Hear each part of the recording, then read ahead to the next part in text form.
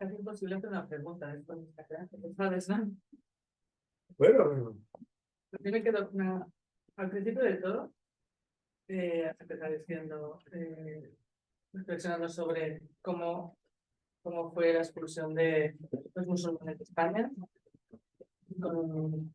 pensando mucho en las formas de colonización que han sido desarrollando, la que tiene que ver con extraer riqueza, la que tiene que ver con desaparecer, desplazar la población, desaparecerla. Y claro, todo esto, empezó a ser así, hemos acabado ya con Ucrania y todo esto, ¿no? Pero pasando por Ucrania y centrándonos también, o sea, decía, esta forma ¿a qué os recuerda esta forma de desaparecer los musulmanes de España? Exactamente lo que está pasando en Palestina en realidad pequeña escala y fruto de toda esta memoria histórica de las formas de violencia colonizadora que ocupan todo el espacio de la tierra ya, o sea, no hay otra cosa. Como has hablado mucho de España, yo soy de aquí, siempre cuando se revisa la historia de esta manera, a mí me parecen siempre como dos claves o dos momentos como de creación de otra cosa, ¿no? Para empezar, España no colonizó América, no existía España. Técnicamente no existía España. Por eso, España sigue siendo tan conflictiva para los españoles, que no somos castellanos solo, ¿no?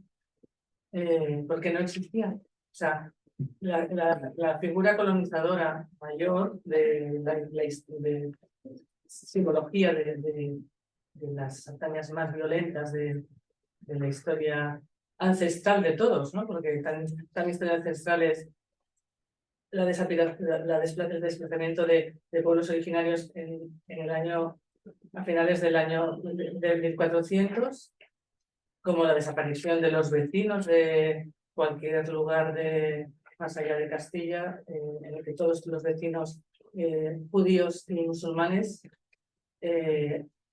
han muerto o desaparecido de golpe, todos tus vecinos alrededor. Es una misma situación de un lugar que todavía no existe como entidad política, España. Por lo tanto, a mí me conmueve mucho la historia, que como la cuentas porque es tan fácil, tan entretenida en realidad, ¿no? O sea, la visualidad parece entretenida, ¿no? Pero de repente porque todo el conflicto de España nace simplemente de ese lugar, porque España no existe en ese momento. Por lo tanto, es irresoluble el conflicto de España, porque nunca se ha solucionado ese problema. Y porque para mí lo que sucede en ese momento es algo que luego yo lo junto con esta idea del oscurantismo de la Edad Media, ¿no? ¿Cómo surge esa violencia extrema que aparece en Europa a la vez? O sea, independientemente de los musulmanes en España y de la situación de lo que era la península ibérica, porque hasta ese momento Portugal era península ibérica también. Aparece una violencia que tiene que ver con esta transformación de lo que tú llamas cristiandad, que aparece en toda Europa más o menos a la vez, ¿no? En la que aparecen una serie de torturas extremas a los cuerpos, ¿no? Pero los cuerpos propios de los que estaban ahí. Y que en España toma la forma de Inquisición pocos años antes de la conquista, o sea, pues es el 92, pues yo no lo sé exactamente, pero fuera del 1460 aparece la primera palabra Inquisición, ¿no? Y a mí lo que me llama es esa violencia, que es una violencia extrema, y que consigue echar de un territorio grande como es España, a más de bueno, no sé en cantidad, pero a más del territorio descendiente, o sea, esa violencia es esa violencia, ¿no? Es la violencia que nos contamina y que es exactamente la misma violencia que puedes percibir ahora mismo en las imágenes de Palestina. Simplemente. Y contrastando con esa violencia, por ejemplo, mi imaginación de la historia de España, claro, es 8 siglos de convivencia musulmana y judía. Y es otra forma de colonización, la musulmana, cultural. Porque lo que aporta una colonización cultural es que cambia, no cambia la población, o sea, no cambia los sujetos, sino que cambia la forma de pensar. Es decir, lo que España debe a los musulmanes es la cultura y la agricultura. Las matemáticas, la astrología, la agricultura sobre todo, las leyes del agua, la construcción, ¿no? Cómo vivir en un lugar seco como es España. O sea, no se vivía bien hasta ese momento, no había una arquitectura adecuada. Y la parte judía, que era también, que claro, no era la parte judía, era la población del territorio que tenía la cultura judía, es la que da algo como los gremios, los egipcios, no existían. O sea, toda la cultura europea que estas construcciones, ¿no? O sea, ¿cómo podemos tener una idea global de todo y tener capacidad crítica para pensar otras formas? No en plan, sí, pues bueno, vamos a ser todos agricultores, no, sino ante cuestiones concretas como en Palestina. ¿Sí? ¿Hay posibilidad de mundo? Sí. Mira, primero igual, o sea, viste que yo en todo momento decía, estoy diciendo Europa para que nos entendamos, pero esta es la, y dije, esta es la, especificaba todo el tiempo, esta es la monarquía castellana cristiana, ¿bien? Esto todavía no es España, pero se insistía mucho en eso, porque España es un invento del siglo XIX.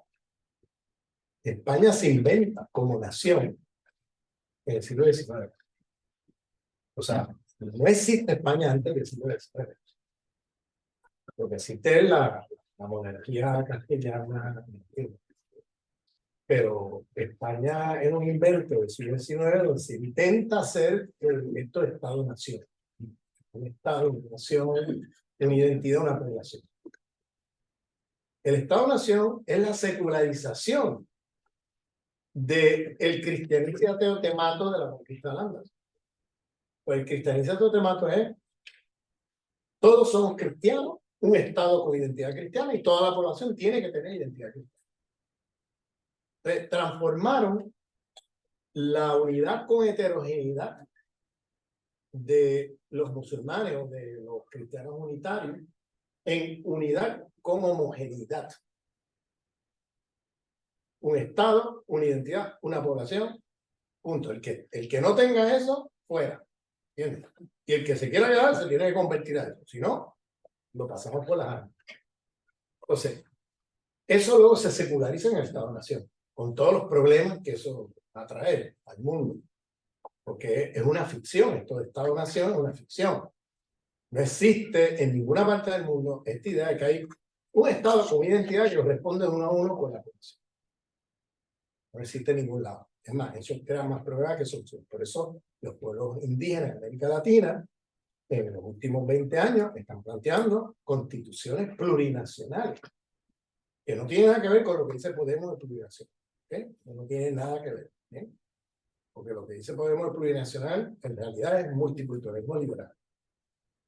En realidad no es lo que los pueblos indígenas están diciendo de plurinacional. Claro esto porque aquí el uso de la palabra plurinacional llega vía Podemos. Y entonces no es lo mismo. Bien, hago la aclaración.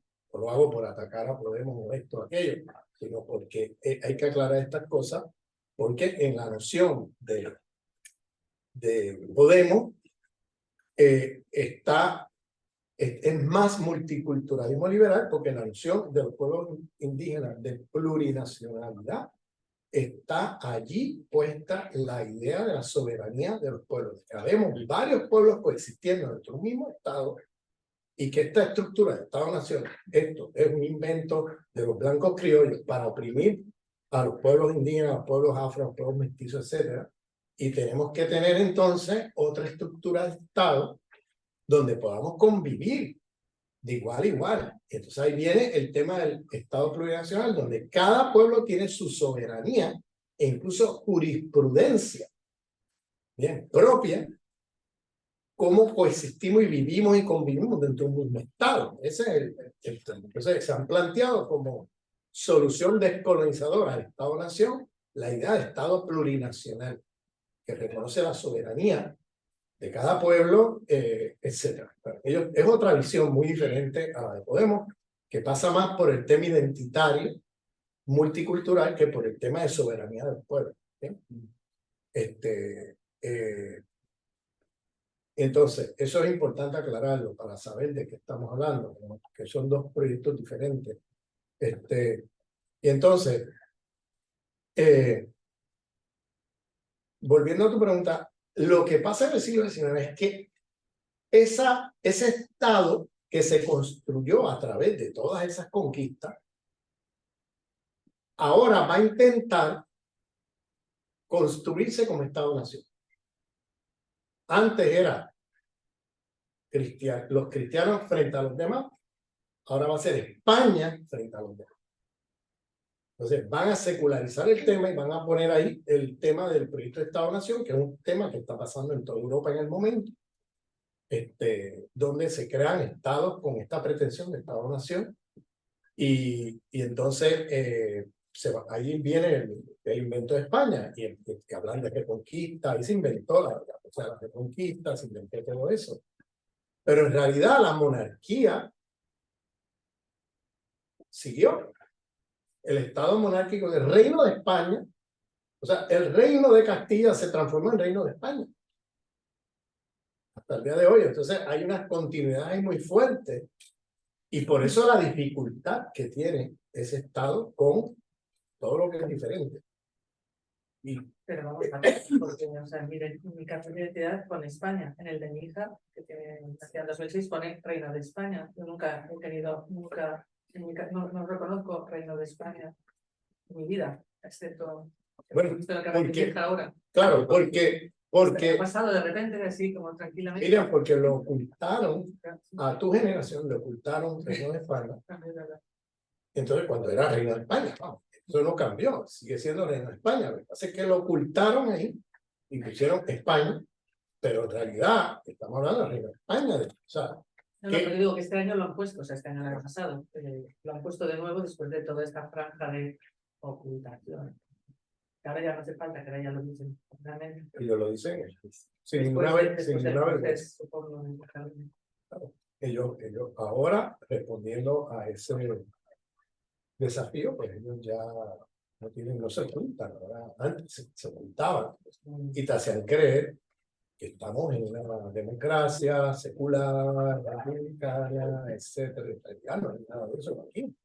Aquí la transición nunca fue hacia un gobierno republicano, ni siquiera secular. Esto, la cristiandad sigue aquí, o sea, vamos, el Estado subsidia a las escuelas cristianas, el Estado sigue siendo, vamos, la cosa con la iglesia aquí sigue siendo cristiandad pura y dura.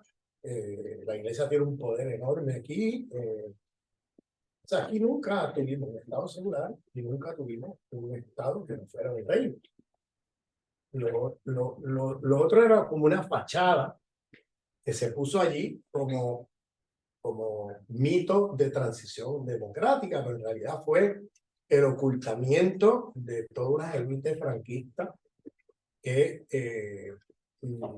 se salvaron de ser penalizadas a través de una transición trunca. Eso fue lo que pasó. O sea, negociaron para no castigar a la élite franquista y borró y cuenta, ¿no? O sea, seguimos como si nada hacia adelante. y ya. Y todas las, fíjate que gran parte de las élites económicas del Estado español hoy, en todos los lugares, son familias que vienen de los privilegios que le dio el franquismo. Pero lo puedes ver no solamente en la España profunda, sino en Cataluña, en País Vasco, en Galicia, donde quiera que tú vas, esa burguesía que ha florecido y que hoy es capital financiero, es banca, es muchas cosas, son las familias de la época del franquismo, que fueron los privilegiados. ¿Sí? Porque, ¿sabes? Las continuidades siempre son más fuertes que las descontinuidades. Entonces, por eso la colonialidad del poder está ahí hasta nuestros días. No hemos salido de allí. Como imperio ni como estructuras de dominación coloniales frente a otros pueblos, incluso en la península ibérica, incluso dentro de la península ibérica. Entonces, bueno, ese era el tema del Estado. Luego tú planteabas un segundo punto, que era Bueno, era sobre la violencia. la violencia. Bueno, un último punto para decir de la violencia. La violencia, la historia local de Europa, desde la cristiandad, desde que se pone esto de la cristiandad, es una historia de guerra. Porque la cristiandad transformó la unidad con heterogeneidad en unidad con homogeneidad. Entonces no se toleraba nada que fuera diferente, ni siquiera cristianos diferentes. O sea, los cristianos trinitarios se cargaron a los unitarios. O sea, las guerras más violentas en esa época eran contra los cristianos trinitarios. Y luego vinieron las cruzadas. Y fíjate que en las cruzadas, que supuestamente era contra los musulmanes, por la toma de Palestina y todo eso, en realidad nunca llegaron ahí. En realidad, lo que hicieron fue saquear a Constantinopla, que eran los cristianos ortodoxos. Saquearon Constantinopla y tú puedes ver en Venecia todo lo que se saquearon de ahí, en la arquitectura, en las paredes. Se robaron todo, hasta los clavos de la cruz, se la robaron de Constantinopla. O sea, y gran parte de la acumulación de riqueza de Europa era a través del saqueo. Entonces, era la Europa, primero era el imperio, luego cuando el imperio cae, entonces se crean pequeños imperios, que es lo que se llaman los feudos feudales, que están ahora peleando unos contra otros. Y entonces esa visión de intolerancia, de unidad con homogeneidad, donde no puede haber nada diferente, donde el control, o sea, el señor feudal ahora, antes del emperador, el representante de Dios en la tierra, o el cristianismo trinitario, ahora van a ser los señores feudales. Y ahora se va a diseminar por toda Europa esto de los señores feudales. Vas a tener feudalismo por toda Europa con señores feudales en cada esquina diciendo que son los representantes de Dios en la tierra. O sea, el imperio romano ahora se diseminó. Y ahora empiezan guerras entre un feudo con el otro. Y entonces, ¿qué pasa? Europa desarrolló, si desarrolló algo Europa, fue la tecnología de guerra. En todo lo demás estaban súper atrasados. Pero en tecnología de guerra fue lo que desarrollaron.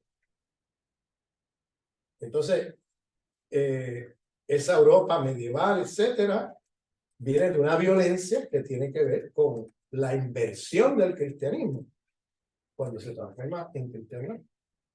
Es la inversión de todo. Entonces se convierte en una teoría de dominación y violenta, y, o sea, guerrerista, intolerante hacia cualquier diferencia. Entonces, de ahí yo explico esa violencia tan brutal que se da en esta parte del mundo, que viene de esa teología de dominación que llamamos la cristiandad. Porque ahí vienen todo eso que les hablé de la naturaleza del Satán, las mujeres son sospechosas de ser tentadas por el diablo y esas cosas. Ahí eso floreció. Y claro, ¿cómo se atiende todo eso? Si es Satán, si es el diablo, ¿Cómo te enfrentas a la violencia? Tiene una mentalidad de guerra, de violencia, de exterminar al otro. Y yo creo que eso pasó al mundo moderno, disfrazado, pero pasó. Porque disfrazado de cientificista, de un ejemplo de esa secularización de la cristiandad. Es el debate de Sepúlveda en Escasa del siglo XIX, del siglo XVI. Cuando Sepúlveda decía, estos son pueblos bárbaros, salvajes, la violencia de la conquista está justificada, y se alinea con la posición de pueblos sin alma, sin animales, en la fauna, entonces está justificada toda esa violencia. Y las casas respondían, estos son pueblos que tienen alma, pero están en un estado de barbarie. Y lo que hay que hacer es cristianizarlos, bárbaros a cristianizar. ¿Bien? ¿Cómo se seculariza eso en el mundo moderno?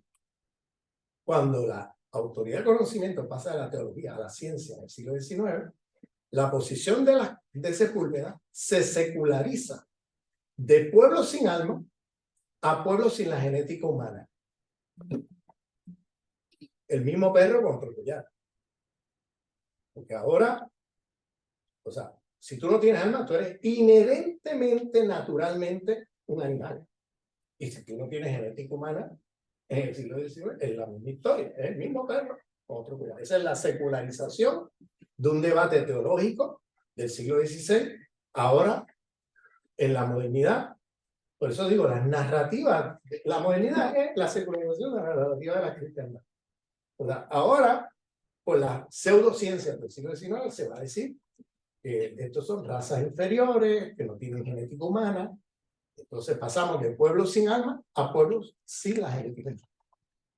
El discurso de las casas, de bárbaros a cristianizar, pasamos en el siglo XIX, ahora con las pseudociencias sociales y la antropología, a primitivos a civilizar.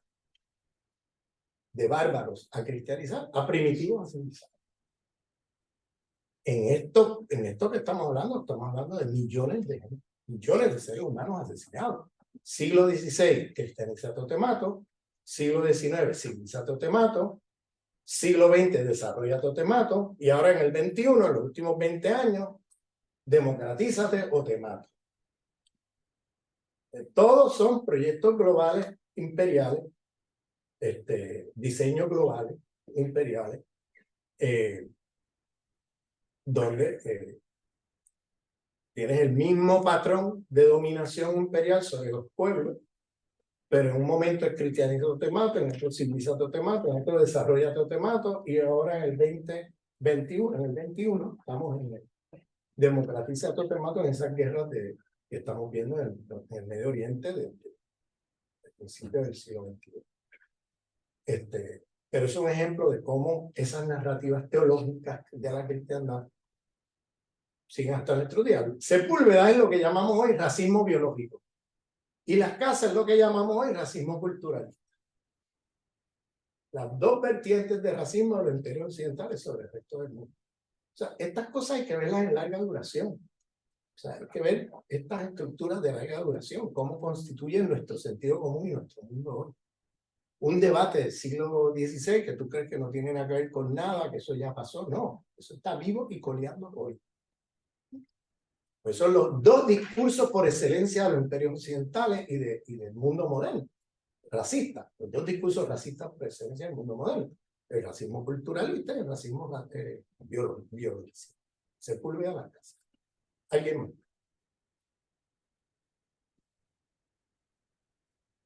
¿Puedo? Adelante. Sí, sí. Muchas gracias. Y bueno, vengo de Estados Unidos y siento que, bueno, no solo en Estados Unidos, pero siento que cada vez más, siento que la izquierda estamos perdiendo, y cuando escucho también a la izquierda, bueno, que aprendí que las guerras terminan cuando no hay que no ofrecen oportunidad económica para, bueno, en el contexto de Estados Unidos. Y quería preguntarte directamente si tienes cursos o ejemplos de estrategias en cuando que puse presión a Estados Unidos a terminar la guerra o terminar la invasión, porque siento que, bueno, mañana creo que van a invocar el artículo 377, algo así, en el UN para tratar de hacer un ceasefire en Palestina. Entonces, bueno, estoy preguntando eso en Es esos que el veto de contextos. Estados Unidos, Sí, sí. Estados Unidos veta. En el Consejo de Seguridad de la ONU hubo una discusión hace unos días y todos los países aprobaron el cese al fuego, menos Estados Unidos. Estados Unidos fue el único país que se opuso. Y cuando perdió la votación, no sé cuánto, 20 y pico contra uno, el Consejo de Seguridad de la ONU, cuando perdió la votación, acudió a su poder de veto. Entonces, veto, lo cual te muestra también cómo la estructura de Naciones Unidas es una estructura muy colonial y muy problemática, que vamos, eso hay que ponerlo al día de otra manera, hay que reestructurar eso, porque no puede ser que... Inglaterra también se abstuvieron, pero Estados Unidos votó en contra, ellos se abstienen, pero claro, sinceramente, si hubiera sido una votación cerrada, Gran Bretaña hubiera votado a favor, en contra del cese al fuego. Lo que pasa es que Gran Bretaña es muy hábil en términos de public relations, ¿entiendes? ¿Y qué hace? Sabe que Estados Unidos va a vetar, no, pues se abstiene, la votación no la van a ganar ellos votando con Estados Unidos, se quedan como limpios, se lavan la cara un poquito, aunque ellos están metidos de cabeza en el genocidio de Gaza. Entonces viene el veto y ya. O sea, no tienen ellos que embarrarse en la situación. Ellos pueden quedarse un poquito fuera y evitar public relations, ¿no? Pero es lo mismo, vamos, están haciendo lo mismo. Pero digo como una pregunta de si conoces un ejemplo históricamente por tener esta clase en cuando como ciertas estrategias más que siento que ir en la calle es como no siento que no vamos a llegar a un número en cuando van de que Estados Unidos va a empujar el ceasefire. No vamos a llegar a un número de gente en el calle para hacer eso. Entonces estoy preguntando si conoces un ejemplo históricamente que era como un poco sorprendente o no sé, de dar esperanza que hay una acción estratégicamente que... ok, ¿qué hora es? ¿Quieren seguir? Yo sigo. Con esta pregunta, ¿quieren seguir? Yo sigo, ¿sabes? Deben decirles, pero porque esta pregunta tiene muchas cosas, tiene muchas dimensiones. Primero, la guerra de Vietnam. O sea, en las guerras imperiales nunca hay una batalla decisiva. ¿Okay? Nunca hay una batalla decisiva que tú puedas decir, bueno, por ejemplo, te voy a hacer una anécdota. El general Giap, ¿tú sabes quién es el general Giap? Bueno, deberías saber. Es el general del Ejército de Liberación de Vietnam. Un señor así, chiquitito, bien bajito. Bien bajito. El general Giap hoy es considerado uno de los genios militares de la historia del mundo y es estudiado en todas las academias militares, incluyendo las de Estados Unidos. Porque venció 3 imperios. ¿Me estás oyendo? Venció 3 imperios. Venció a Japón en el siglo XX, venció a Francia y venció a los Estados Unidos. Cuando McNamara, ¿sabe quién es McNamara? Compañera, tú me hiciste la pregunta, te la estoy contestando. ¿Sabe quién es McNamara? McNamara es el secretario de Defensa de Estados Unidos en la guerra de Vietnam. Un militar, un general del ejército, que fue nombrado secretario de Defensa, y era el que estaba al frente de la guerra de Vietnam. En los años 90, ya 20 años después de que la guerra terminó de Vietnam, ya ¿sabe cómo terminó la guerra de Vietnam? Tengo unas perspectivas, pero no sé. Con todo respeto, compañera, con todo respeto. Pero esto yo se lo digo a mis alumnos en Estados Unidos. En Estados Unidos no se enseña historia. Hay amnesia. Una amnesia, por favor, no lo tomes personal, no es culpa tuya. ¿Bien? Pero hay amnesia histórica. Porque el imperio quiere que la gente en Estados Unidos no conozca su historia. ¿Por qué? Porque es más fácil dominarlo e inventarse. Cada vez que se inventa una guerra, hacen lo mismo. Hacen un replay de todo lo que siempre hacen. Si tú sabes historia, tú te das cuenta. Vienen con el mismo cuento otra vez. Pero si tú no sabes historia, tú todo lo ves como una novedad, como algo nuevo. ¿Verdad? No hay memoria histórica, no enseñan historia. ¿Tú sabes lo que es historia en Estados Unidos? Un semestre en la escuela secundaria. No hay estudio de historia. Y lo que te enseñan en ese semestre es una cantidad de fake news impresionante. Entonces pasa esto. Perdóname, compañera, no te quiero faltar de respeto, pero es que no eres tú, no es culpa tuya, ¿sabes? No te estoy culpando, pero es que esto, mis estudiantes, yo enfrento esto desde que yo a Estados Unidos enseñar, me enfrento con. Hasta mis profesores, cuando yo hice mi doctorado, yo tenía que aclararle cosas históricas que ellos no conocían. Yo vengo de una colonia gringa, pero en nuestra colonia hay cursos de historia desde el primer grado hasta el 4º año. Todos los cursos de historia. En la colonia gringa. Pero ustedes no tienen historia. Ustedes allá viven en una amnesia increíble. Yo tenía que aclararle a mis profesores cuando yo hice mi doctorado de cosas de historia, de cosas. Ellos no sabían. Yo me quedé sorprendido. Y ya ni te cuento mis compañeros de clase.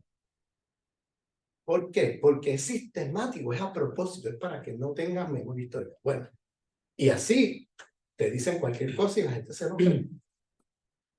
¿Entiendes? Es así. Entonces, la guerra de Vietnam terminó porque Estados Unidos perdió la guerra. ¿Bien? Las fuerzas de Vietnam le ganaron la guerra a los Estados Unidos. ¿Bien?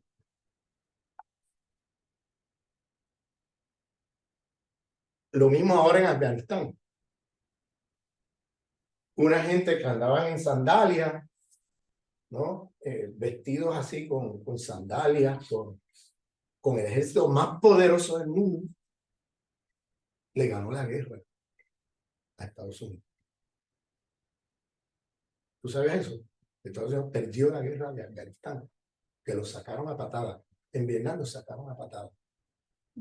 Bueno, el general Jack fue y se reunió con McNamara. McNamara fue a Vietnam, a visitar Vietnam en los años 90, antes de morir. Él quería conocer allá. Entonces se reunieron. General McNamara medía 2 metros y ya le llegaba por las rodillas. Ya lo miraba así y el otro lo miraba así. Y ya le dice algo a McNamara impresionante. Le dice, oye, no sé si tú te has dado cuenta, pero tú ganaste todas las batallas. Yo perdí todas las batallas. Pero te gané la guerra. Cortocircuito mental para McNamara.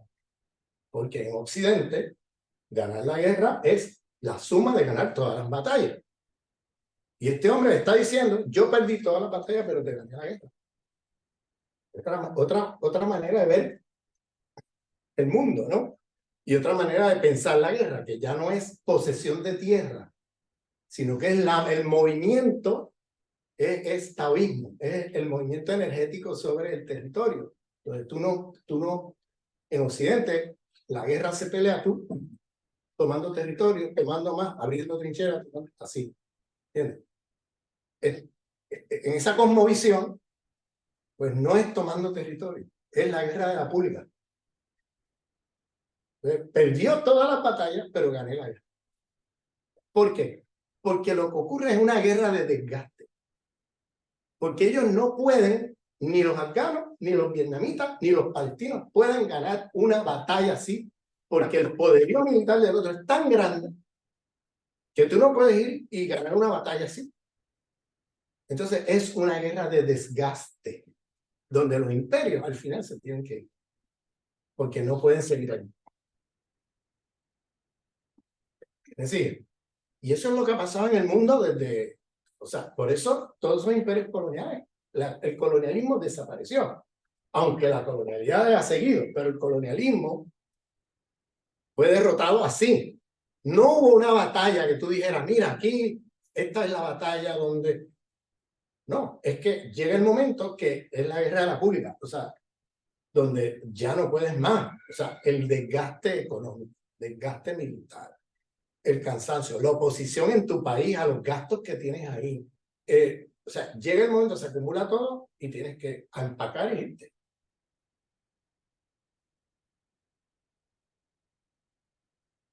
Por eso es que mucha gente dice, oye, pero o sea, qué va a pasar, ¿no? en Palestina?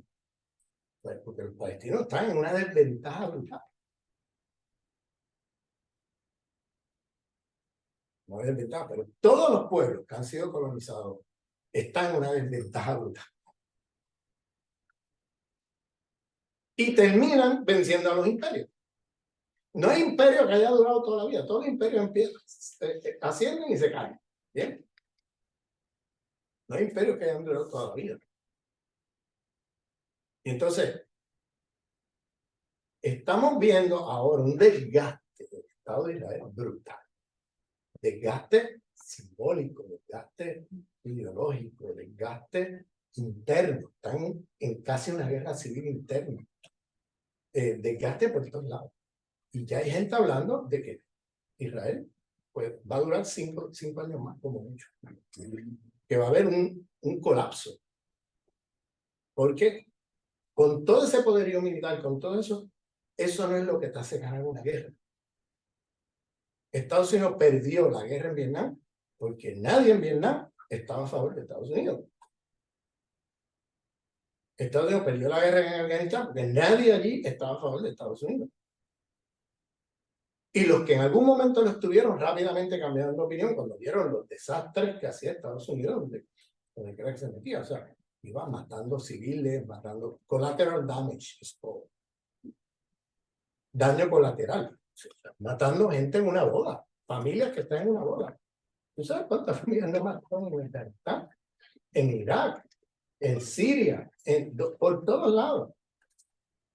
Van y destruyen los países. En Libia. Mira lo que es Libia ahora. Entonces, lo que te quiero decir es que si te quedas mirando el poderío militar y tecnológico, entonces nunca vas a entender la historia. ¿Por qué ganó Vietnam? ¿Por qué ganaron los afganos? Con sandalias y con armas que no compiten ni comparan con las de los... ¿Entiendes? ¿Por qué ganaron? ¿Por qué todos esos imperios perdieron todas esas guerras? ¿Por qué perdieron en Corea? ¿Por qué perdieron? O sea, mira el mundo, o sea, han perdido por todos lados. ¿Por qué han perdido en Irak? En Irak perdieron la guerra. En Siria perdieron la guerra. En estas guerras más recientes, ¿no? Pero, ¿qué es lo que pasa ahí? ¿No? Pues es que es como una guerra de desgaste donde el imperio llega el momento que ya colapsa la cosa, ¿no? Pues por más poderío militar, eso no es lo que determina el fin o el resultado de una guerra. Entonces, cuando tú me dices, ¿qué va a pasar? ¿Cómo? Pues sí, hay que movilizarse, hay que hacer dentro de Estados Unidos lo que pasó en la guerra de Vietnam, lo que pasó en otras guerras, una movilización interna que haga, vamos, que ponga presión desde doméstica a parar ese genocidio en Palestina. Eso por un lado. Pero por otro lado está la lucha de los palestinos y la resistencia de los palestinos. No sé si te has fijado, aquellos que miran los medios sociales en inglés, ¿no? Porque en castellano eso casi no se ve, y por acá yo creo que se censura. No sé qué pasa aquí, pero hay muchas cosas que no las veo. Yo cuando estoy allá las veo, cuando estoy aquí no las veo, pero bueno. Yo acabo de venir de Chile y vi un montón de cosas que luego aquí no se ven, pero bueno. Yo no sé qué, deben tener algún algoritmo, algo, no sé qué, pero bueno. Está pasando algo increíble. Y es que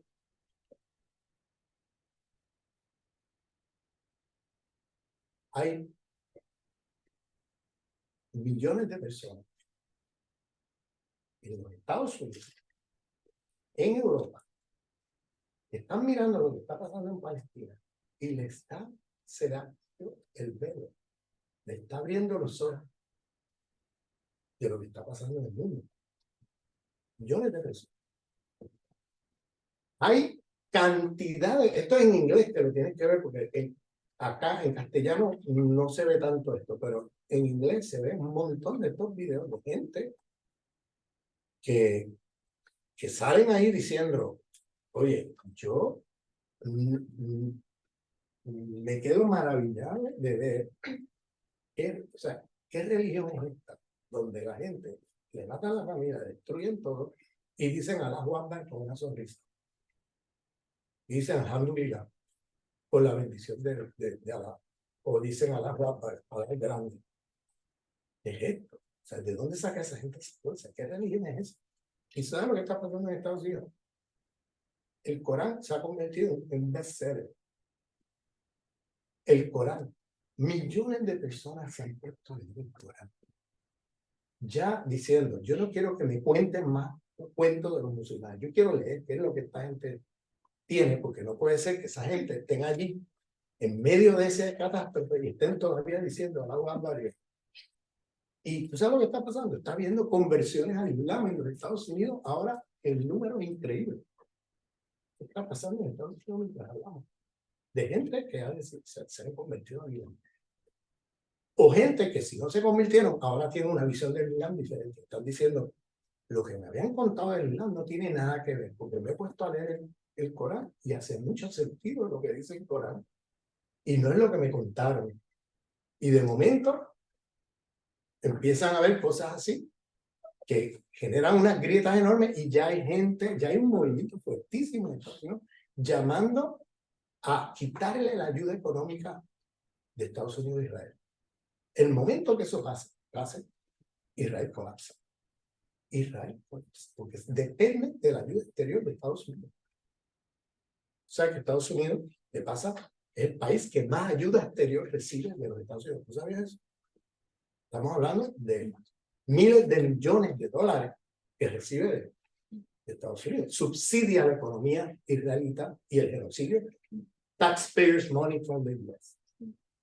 Y ya hay mucha gente diciendo, with my tax, you're not going to keep doing this. There's millions of people saying, we have to stop subsidizing Israel. Eso está pasando mientras hablamos. Entonces, ahí van a venir transformaciones inesperadas. Que yo las veo venir en los próximos 5 años van a pasar cosas que nos vamos a sorprender. Porque lo que está pasando a los ojos del mundo es increíble. Cómo los países occidentales están todos financiando, apoyando y haciendo fake news y reprimiendo el apoyo a Israel, quitando tus derechos como ciudadano de free speech, de free organizing, todo eso para proteger a Israel. En Inglaterra, en Estados Unidos, en todo, en Francia, ¿ah? En Alemania. O sea, ha llegado al punto donde están hasta atacando los propios derechos de los ciudadanos con tal de defender el genocidio en Israel, de Israel contra los palestinos. Entonces, eso ha quedado así a los ojos del mundo como una cosa demasiado evidente. Entonces, yo entiendo que estamos viviendo una crisis civilizatoria. Estamos viviendo una crisis civilizatoria. Esto es síntoma de una crisis civilizatoria, lo que estamos viendo. De algo muy profundo que va a crear una grieta enorme en el planeta y que va a tener consecuencias. Esto no se va a quedar así.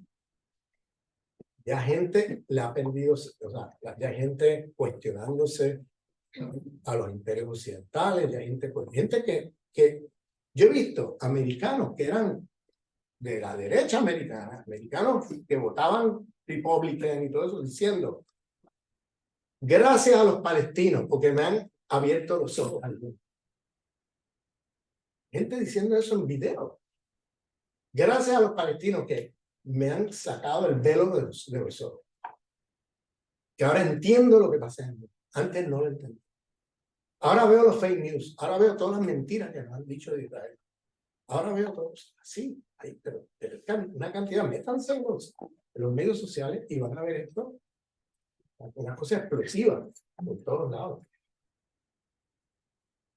Entonces, yo sí creo que hay que marchar, que hay que seguir movilizándose, que hay que estar. Palestina nos ha puesto en un momento mesiánico. Estamos en un momento mesiánico para la humanidad. Porque si bien los perpetradores del genocidio son las élites israelíes con los élites de los imperios occidentales, esos son los que están, los responsables. Ahora, por primera vez, la humanidad está viendo en vivo y a todo color el genocidio en acción, cosa que no había pasado antes. Y ahora todos somos responsables. Porque ahora nos pone en una situación donde el que se queda en su casa es que está con los genocidas. Porque no hay neutralidad. El que esté con el que no se movilice contra el genocidio está con el genocidio. Compañera, yo soy de origen judío, pero yo no soy sionista. Yo soy antisionista. Bien. Y yo soy de origen judío. Grossfogel es un apellido judío. La mitad de mi familia la mataron en la Segunda Guerra Mundial. Fueron exterminados en la Segunda Guerra Mundial. Pero not in my name. Yo también soy judía, pero siento que cada... Eso te lo digo, porque yo sé que tú eres judío. Pero cada... Yo sé que tú eres judío. Yo te estoy diciendo. Yo también soy judío, pero yo te estoy diciendo que yo soy judío también. Y que mi familia fue asesinada en la Segunda, pero don't come back to me and justify another genocide in my name. O sea, ya existe un genocidio con los judíos en la Segunda Guerra Mundial y ahora Europa y Estados Unidos mandan judíos europeos allá a hacer otro genocidio y apoyarlos. Entonces no hemos salido de la lógica genocida. ¿Entiendes? Porque the lesson of Second World War is not never against Jews. It's never against any human being. That's the lesson. It shouldn't be never against Jews. And that's the kind of lesson that the Zionists have taken as a lesson from Second World War. ¿Me entienden? And the lesson shouldn't be that. The lesson is never against any human being. It's not never against Jews. Cuando en la Segunda Guerra Mundial también habían gitanos, pueblos roma. En la Segunda Guerra Mundial exterminaban, bueno, un montón, los pueblos ucranianos, los pueblos, hubo exterminio de pueblos por los nazis, sí, para exterminar poblaciones. I know it's painful. I know it's painful. Pero te puedo decir que nosotros, como descendientes de los judíos, no tenemos por qué buy into that. ¿Entiendes? Nosotros no tenemos por qué buy into that. Hay un montón de jóvenes judíos en Estados Unidos, montones en social media, sacando vídeos, criticando el sionismo y diciendo, no me vengan a manipular con Second World War. O sea, es una manipulación. Porque se han inventado un mito de que el Estado de Israel se funda porque hubo un holocausto. Eso es mentira. Eso fue un proyecto británico. En 1917, la declaración de Balfour de llevar judíos europeos a Palestina para sacar a los palestinos de la tierra y ocuparlos con judíos europeos. ¿Por qué? Por dos razones. Porque los europeos no querían judíos de vecinos, por racismo. Entonces querían exportar a los judíos fuera de Europa. Entonces, la declaración de Balfour tiene un doble hecho. Exportar los judíos que no los quiere en Europa, los quiere fuera por racismo, pero al mismo tiempo crear allí un bastión de Occidente usando a los judíos europeos contra los árabes. Y crearon luego el Estado de Israel, que es como un perro guardián, una especie de bastión geopolítico militar de la defensa de los intereses de Occidente en el Medio Oriente. Porque hace trabajo de inteligencia, pero también hace intervenciones militares y hacen trabajo sucio para los imperios occidentales. Entonces, el rol de Israel en la División Internacional del Trabajo es el rol de ser un bastión geopolítico militar de los intereses de Occidente en una región rica en petróleo y gas.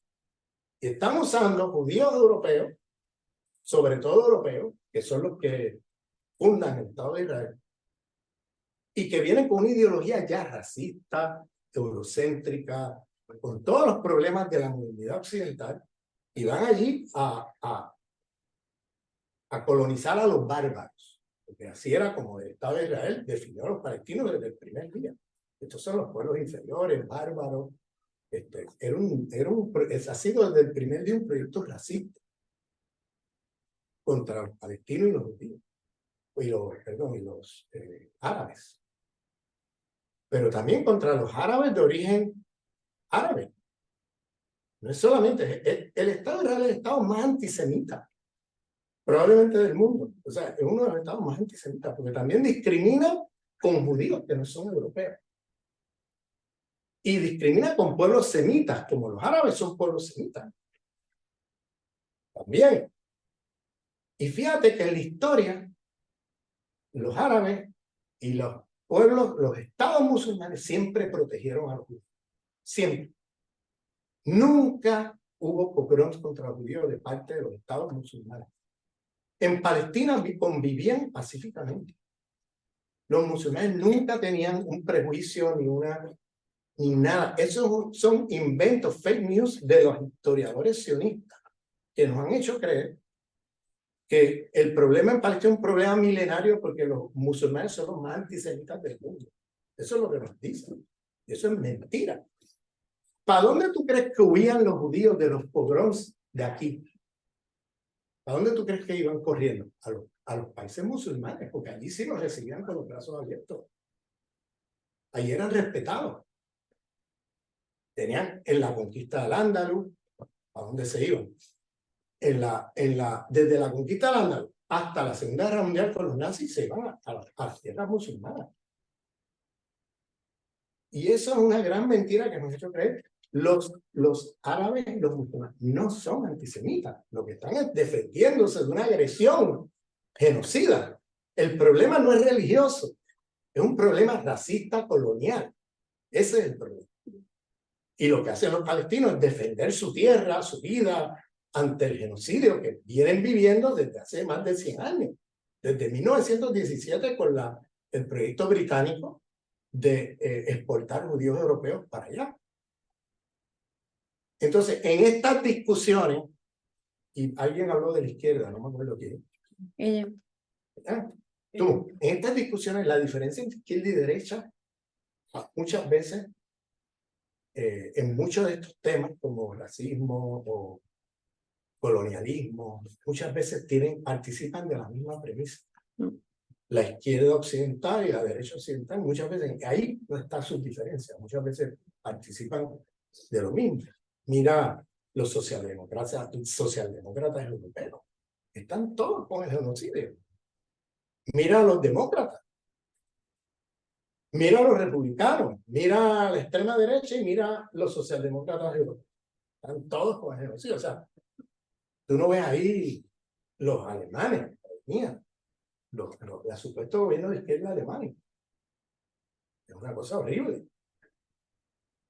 Con respecto al tema palestino y al genocidio que estamos viviendo hoy. Y están censurando y reprimiendo al que se intenta. O sea, no solamente hay un genocidio, sino que si tú te movilizas contra ese genocidio, entonces te reprimen. Entonces o sea, ponen medidas para que no puedas movilizarte, no puedas, te acusan o sea, te criminalizan por apoyar al pueblo palestino ante un genocidio. ¿Qué te dice eso de esta civilización? Es una civilización hipócrita y que es una civilización en camino a su exterminación como civilización, a su fin. Porque de esto, ¿qué narrativa puede hacer Occidente de aquí en adelante para justificarse de aquí en adelante? Dime. O sea, no hay nada con lo que les va a defender. Entonces, estamos ahora en el momento donde es sálvese el que pueda. Porque esto que está pasando en Palestina abre las puertas ahora a nuevos genocidios. Porque ahora ya no hay la ley de Naciones Unidas contra los genocidios, derechos humanos después de la Segunda Guerra Mundial, a partir de la experiencia de Nazi, se creó un orden internacional legal donde limpieza étnica se reconoce como genocidio. Ahora, oí ayer que están tratando de revisar la ley internacional para no llamarle genocidio a la limpieza étnica. Es increíble. Increíble. Entonces, no te sientas, ¿qué te digo? Nos tenemos que todos sentirnos responsables. Pero no te sientas chantajeada de que si no apoyas a Israel, entonces tú estás traicionando al pueblo judío. La mayoría de los judíos del mundo no apoyan eso. La mayoría de los judíos del mundo no son sionistas. Esa es una cosa que tampoco la dice. El proyecto sionista está en crisis porque nadie quiere ir a vivir. Ningún judío ya quiere mudarse para allá. Después de todo lo que ha pasado. Es más, 500.000 de israelíes se fueron del país desde el 7 de octubre hasta hoy. 500.000. Y hay más que se quieren ir y no han podido porque han cerrado el aeropuerto. En cuanto abran ese aeropuerto, van a salir corriendo. Porque es insostenible lo que están haciendo ahí. Yo tengo familia en Haifa. Sionista también. Que se tragaron la historia y se fueron para allá creyéndose que iban a la tierra prometida y toda esa historia. Y en realidad en Haifa fue uno de los peores sitios. Porque en Haifa fueron y sacaron a todo el mundo de sus casas. Y se le quedaron con las casas a los palestinos. ¿Sabías eso? Fueron a los apartamentos, a las casas, todo, y los sacaron, los masacraron, los sacaron por fuera, sin derecho a poder retornar, y ocuparon sus viviendas. O sea, los sionistas fueron ahí a ocupar las viviendas. Entonces, estamos hablando de una civilización de muerte. ¿Por qué? Porque destruye, ha matado millones de seres humanos en lo que va de 500 años, pero además está destruyendo la vida ecológica del planeta. Ahora, mañana vamos a meternos en esta discusión, pero más por el lado de hacer una cartografía de las élites occidentales, cuáles son las disputas entre esas élites occidentales y qué planean para el mundo. Porque Palestina es el laboratorio de la guerra que está en Palestina, la guerra contra la humanidad. Y lo que se está haciendo en Palestina es el laboratorio, un ensayo genocida con planes mayores. Y lo voy a explicar mañana. Pero, por ejemplo, una de las cosas que están haciendo en Palestina es experimentando con las armas. Por eso a Israel le fue bien fuerte que jamás el 7 de octubre haya logrado burlar el sistema de defensa electrónico y haya logrado traspasar el muro y entrar a las bases militares. Porque ahí están las tecnologías de inteligencia y de defensa que Israel le vende al mundo. Y Palestina es un laboratorio, por eso tiran un montón de armas allí. Todo el mundo se queda, o sea, armas nuevas que nadie había visto. Allí se experimenta en Palestina con las armas que luego Israel le vende al mundo, como mira, y poner las fotos de las masacres y de estas bombas destructivas.